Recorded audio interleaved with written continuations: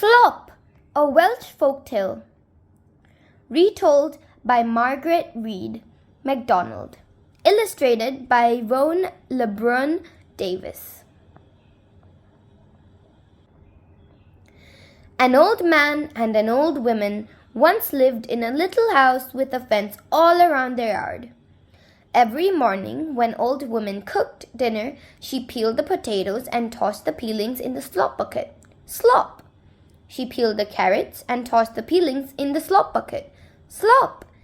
She peeled the onions and tossed the peelings in the slop bucket. Slop! She and the old man sat down to a good vegetable stew. Then she washed the dishes and poured the dishwater in the slop bucket. Slop! Husband, carry out the slops. The old man picked up the heavy bucket of slops and carried it out the front door. He staggered just 10 steps. 1, 2, 3, 4, 5, 6, 7, 8, 9, 10. Slop! He threw it over the front fence. Old man did this every night. But one night, "I wish you would stop doing that." The old man looked all around but couldn't see a thing. "I said, I wish you would stop doing that." And there, at his feet, was a wee little man. "Must you pour slops down my chimney every evening?" "But I pour my slops over the garden wall." "And onto my house," said the little man. The old man peered over the garden wall. He didn't see anything but rocks and weeds and slopes. "Would you like to see with my eyes?" asked the little man. "Then put your foot on my foot and look again." So the old man very gently put his big foot on top of the wee little man's foot and peered over the garden wall once more. There was a wee little cottage, and oh my goodness, peelings hung from the roof.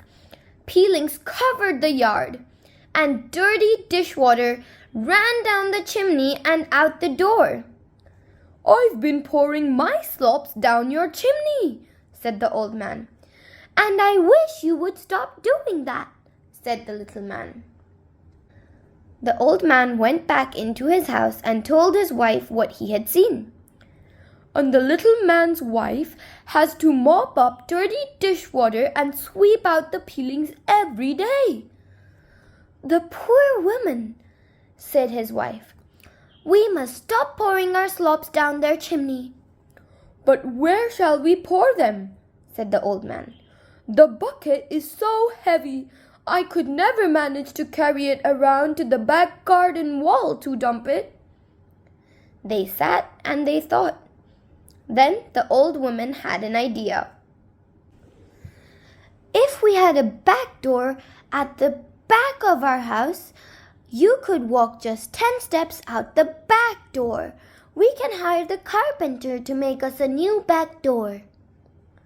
"That will cost money. We have very little of that." "I have a bit put by," said the old woman, "and I will be glad to spend it to make our neighbors happy." So the door was made, and that evening the old woman peeled her potatoes and tossed the peelings in the slop bucket. Slop! She peeled her carrots and tossed the peelings in the slop bucket. Slop! She peeled her onions and tossed the peelings in the slop bucket. Slop! After they ate their good vegetable stew, she washed the dishes and poured the dishwater in the slop bucket. Slop! The old man picked up the slop bucket. He turned and went out the back door. 1, 2, 3, 4, 5, 6, 7, 8, 9, 10. Slop! Right over the back fence. Then he listened. "Thank you, neighbor." A good place for a compost heap. The old woman and the old man had spent their savings on a new back door. But they never lacked for anything after all. For every evening, the old man opened the back door, a small gold coin would roll in. Clink, clink, clink, clink, clink.